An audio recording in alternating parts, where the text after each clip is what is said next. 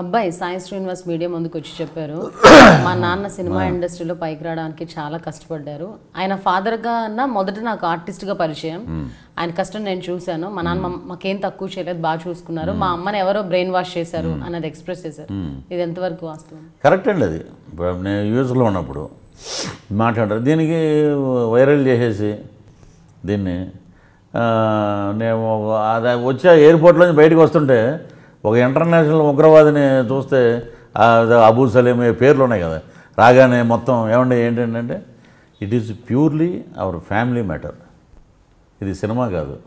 నేను యూఎస్ వెళ్ళి నిన్ను కూడా చేసి వచ్చాను అక్కడ విషయాలు చెప్పటానికి. ఇది నా ఫ్యామిలీకి సంబంధించిన. నువ్వెవడవరా మాట్లాడటానికి? నీకే రైట్ ఉంది మాట్లాడటానికి? ఇప్పుడు నేను ఏం చేయాలో నా కుటుంబానికి నేను చేశాను. నా కుటుంబానికి నువ్వేమన్నా ఒక గ్లాస్ మంచినీళ్ళు ఇచ్చావా? లేకపోతే నువ్వేమన్నా ఒకరోజు ఏమన్నా ఆదుకున్నావా? నేను ఇలాగే అంటే బాస్టర్డ్స్ అందరూ మాట్లాడేవాళ్ళండి. ఫ్యాక్ట్ అనేది నిజం, ఎప్పటికైనా నిజం అనేది నిజం ఉంటుంది. 30 years ఇండస్ట్రీ టైటిల్తో ఎదిగిన పృథ్వీ మళ్ళీ 30 years పెళ్ళి జరిగిన 30 yearsకి డైవర్స్ తీసుకోవాల్సిన బాగానే కలిపారు దాన్ని 30 అని. ఒకటే అండి, వివాహ వ్యవస్థ మీద నాకు చాలా నమ్మకం. వివాహ వ్యవస్థ అంటే నాకు బాగా గౌరవం. నన్ను నా పద్ధతులు నా కొడుకు మాట్లాడాడు, లేకపోతే నాలో హానెస్ట్, నాలో సిన్సియరిటీ లేకపోతే మా అబ్బాయి మాట్లాడు, మా కోడలు మాట్లాడదు. అందరూ హ్యాపీ.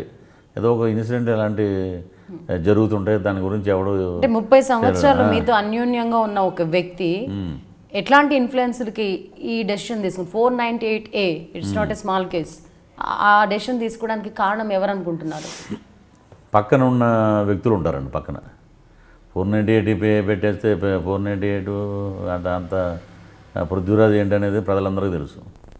498 పెట్టి ఇంకోటి పెట్టి ఫ్యామిలీ మ్యాటరు, అది కోర్టులో ఉంది, న్యాయస్థానం పరిధిలో ఉంది. దాని గురించి అంటే ఎక్కువ మాట్లాడిన దాని గురించి అది పెట్టారంటే ఆమె ఇష్టానికి వదిలేసాం. అది ఇప్పుడు బాగా జరుగుతున్న దాంట్లో ఒక పాల సముద్రం, పాల కుండలో మన చేతితో మనం ఉప్పేసుకుంటే అవే విరిగిపోతాయి. దానికి ఎవడో ఏం చేయలేడు. అది నేను నమ్మే దేవుడు సాక్షిగా, నేను నమ్మే నా వృత్తి సాక్షిగా, నా కుటుంబం సాక్షిగా I'm a family man. What is what అనేది అంటే పిల్లలు పెద్దవాళ్ళు అయిపోయి పెళ్ళిళ్ళు అయిపోయి తీసుకున్నారు కదా, మళ్ళీ ఆవిడ మనసు మారి ఈ ఆలోచనలన్నీ మారి అది నేను ఇప్పుడు ఇంటర్వ్యూలో నేను మాట్లాడలేనండి. ఎందుకంటే మా మొత్తం ఏమంటారు దాన్ని, ఆల్మోస్ట్ ఇప్పుడు మీరు 8 lakhs మెయింటెనెన్స్ ఇస్తున్నారు. అదే 8 lakhs ఏమంటే ఏమన్నాటే అనిల్ అంబానీ డాక్టర్ కదా, కోర్టు ఇస్తుందండి 100. కోర్టు ఏం బలవంతంగా కోర్టు నువ్వు ఇవ్వమని చెప్పి ఎక్కడ ఇండియన్ కాన్స్టిట్యున్సీలో లేదండి. నువ్వు ఇంత ఇవ్వండి అని చెప్పి ఎవరు చెప్పడానికి లేదు. అది ఏదో దాని మీద మా మీద ఏదో ప్లే చేశారు. సరే, నేను అనేది ఏంటంటే కోర్టు విషయాలు పక్కన పెట్టండి. ఎప్పుడైనా సరే ఒక గదిలో ఉన్న మ్యాటరు ప్రపంచవ్యాప్తంగా దాటిపోయి యూట్యూబ్లో ఎక్కి వైరల్ అయ్యాక తర్వాత దానికి సంబంధించి మా కుటుంబంలో జరిగిన గొడవలకు కానీ మనసు విరిగిపోయి ఉన్నప్పుడు ఇంకా ఇది ఎప్పుడు ఒకరినొకరు చూసిన శత్రువులానే ఉంటారు. సో నేనేంటంటే ఇటువంటి సమాజంలో ఇలా ఉండి లౌక్యం రిలీజ్ అయ్యి 2014 అక్టోబర్లో ఆ పైన రూఫ్ నుంచి కుబేరుడు పైనుంచి ట్యాంకులు బంగారు నగలు వేసాడండి. సినిమా హిట్ ఒక జోన్లోకి వెళ్ళాడు. తర్వాత నేను బాగా వచ్చిన దాంతో అన్నీ చేసి నేను గ్రాండ్గా మనం జన్మనిచ్చాం కాబట్టి నా కూతురు పెళ్ళికి చాలా గ్రాండ్గా చేసి అది జరిగిన తర్వాత ఇవన్నీ జరిగినాయి.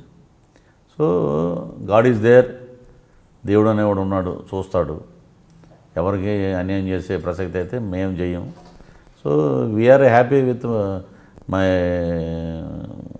సన్, మా కోడలతోటి వీఆర్ లివింగ్ హ్యాపీలీ. నేనేంటంటే ఈ బంధువులు కానీ ఉన్నటువంటి వీళ్ళందరికీ చూసి నా పెంట్ హౌస్లో కూర్చొని ఆలోచించి వీళ్ళకన్నా మూగజీవులను పెంచుకుంటే చాలా గొప్పది. మనం పొద్దున్న లేస్తే మన కోసం ఎదురు చూస్తుంటారు 5 గంటలు లేసి. నా దగ్గర రెండు ల్యాబ్డర్లు ఉన్నాయండి. ఈ గీతలన్నీ అవి ప్రేమతో గీసిన గీతలు. ఇంటికి వెళ్ళగానే పైన పడిపోతాయి. రెండు ఉన్నాయి. అవి చూడంగానే 5 గంటలు వేసి అంటుంటే సౌండ్ మన అలారం కూడా ఇవ్వక్కర్లా లేపుతుంటుంది ఇవి. మళ్ళీ మనం వెళ్ళిపోయి వచ్చే వరకు ఎదురు చూస్తుంటాయి. అది కోట్లు ఇచ్చినా కూడా ఆ విశ్వాసం దొరకదండి. నా లాస్ట్ బ్రెత్ వరకు ఎన్ని డాగ్స్ని పెంచుకోవాలో, ఎన్ని జనరేషన్లో ఏమేమి ఉన్నాయో అన్నీ తెచ్చుకుని పెంచుకుంటా. మూగజీవులను పెంచుకుంటాను నేను. వాటితో పాటే రిలాక్స్ అవుతున్నాను నేను ప్రజెంట్. నాకున్న ఎనర్జీ అంతా మా టైగర్. అందుకని నా ఈమెయిల్ కూడా టైగర్ పృథ్వీరాజ్ అని ఉంటుంది. ఎప్పుడైనా ఒక ఇంటర్వ్యూలో కూర్చోబెట్టి సిట్ టైగర్ అంటే కూర్చుంటుంది, ఇంటర్వ్యూ అయ్యే వరకు చూపిస్తాను, తెచ్చేవాడిని. అంతే. నాకు మూగజీవులు అంటే అంత ప్రేమ.